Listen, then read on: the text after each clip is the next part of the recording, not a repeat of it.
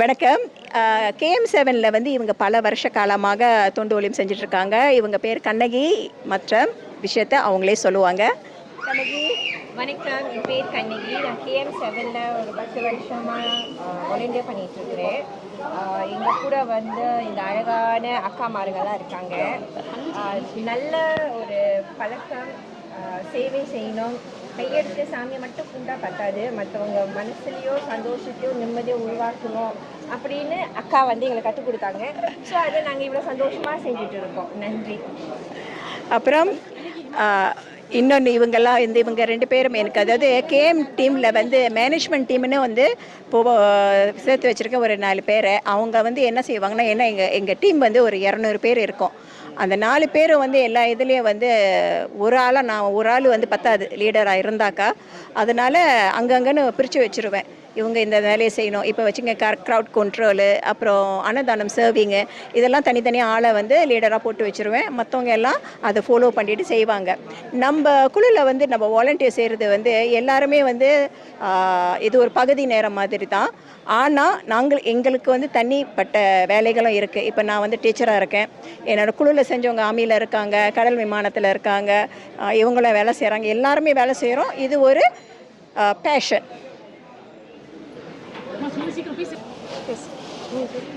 நான் இங்கே 25 வருஷமாக இருக்கேன். எனக்கு வந்து இந்த மாதிரி அன்னதானம் இதெல்லாம் ரொம்ப பிடிக்கும். ஆனால் இதுக்கு காரணம் KM கவிதா அக்கா தான். ஏன்னா ரொம்ப இஷ்டம் எனக்கு கோயிலில் வந்து எல்லாம் செய்யறதுக்கு ரொம்ப சந்தோஷம் எனக்கு.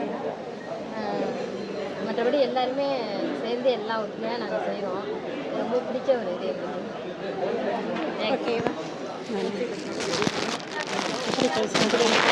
கையில் என்ன கிட்ட நான் வாய்கிட்ட வச்சுக்கோங்க. இவங்க பேர் வந்து வெங்கடலட்சுமி. இவங்க வந்து இவங்களோட அனுபவத்தை கொஞ்சம் சொல்லுவாங்க. ஓகே, என் பேர் லக்ஷ்மி. நான் KM7ல ஒரு 15 இயர்ஸாக பண்ணுறேன். I am very happy to serve this one volunteer. Today Samayapuram Mariamman பூஜை. ஸோ நாங்கள் எல்லாம் வந்திருக்கோம். Very happy. வணக்கம், என் பேர் வான்மதி. பானுன்னு எல்லாம் பொதுவாக கூப்பிடுவாங்க. சரி, இந்த அம்மனோட திருவிழா வந்து எவ்வளோ காலமாக செஞ்சுட்டு இருக்கீங்க?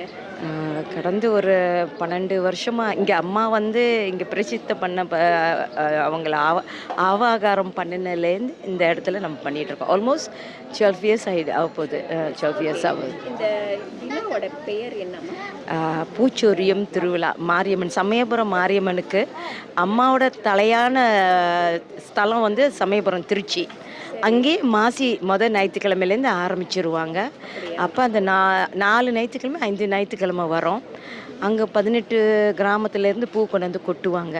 அதே நான் வணங்க ஆரம்பித்ததுலேருந்து இந்த நாள் வரைக்கும் அதை நானும் பின்பற்றி செஞ்சிட்ருக்கேன். ரொம்ப சந்தோஷம். இதனால நீங்கள் வந்து என்னென்ன நன்மைகள் அடைஞ்சிருக்கீங்கன்னு கொஞ்சம் சொல்லுங்க. அது நிறைய கடல் மாதிரி நான் நிறைய பண்ணியிருக்காங்க. மனசாலையும் நிறைய விஷயங்கள் நான் உணர்ந்திருக்கேன் உங்கள்கிட்ட. 12 வருஷம் சொன்னீங்க. அதுக்கு முன்னாலேருந்தே செஞ்சுட்டு வரேன். அது வந்து அப்போது அம்மா வீட்டில் இருக்கிற நான் வணங்கிட்டு அந்த தருணங்களில் பண்ணிட்டு இருந்தேன். அப்போ இது வந்து ஆல்மோஸ்ட் ஒரு 22 வருஷத்துக்கு மேலே ஆகுது. பேட்டிக்கு ரொம்ப நன்றி அம்மா. இந்த விழாவை பற்றி கொஞ்சம் தெளிவாக சொல்லுங்களேன். என்ன காரணத்துக்காக இதை செஞ்சால் என்ன நன்மைகள்? ஏன்னா நீங்கள் சொல்கிற மூலிமா மற்றவங்களும் பயனடைவாங்க. ஆமாம், இதோட தலை வரலாறு வந்து நான் சிம்பிளாக ரொம்ப சுருக்கமாக சொல்லிடுறேன். அம்மா வந்து ஒரு போருக்கு ரொம்ப என்ன சொல்லுவாங்க, சித்திரை மாதம் வர்ணத்தில் ரொம்ப வெப்பமாக இருப்பாங்க. அந்த உஷ்ணத்தை குறைக்கிறதுக்கு அம்மாவுக்கு பூச்சொரிதல் செய்வாங்க. பூச்சொரிதோட அவங்களுக்கு வந்து சாப்பாடே இல்லை, பச்சை பட்டினி விரதம் ஆரம்பிப்பாங்க. அப்போ பச்சை பட்டினி விரதம் ஆரம்பித்தாங்கன்னா வெறும் நீராகாரம் தான். பானகம், தயிர், இளநீ இந்த மாதிரி இதெல்லாம் கொடுப்பாங்க அம்மாவுக்கு.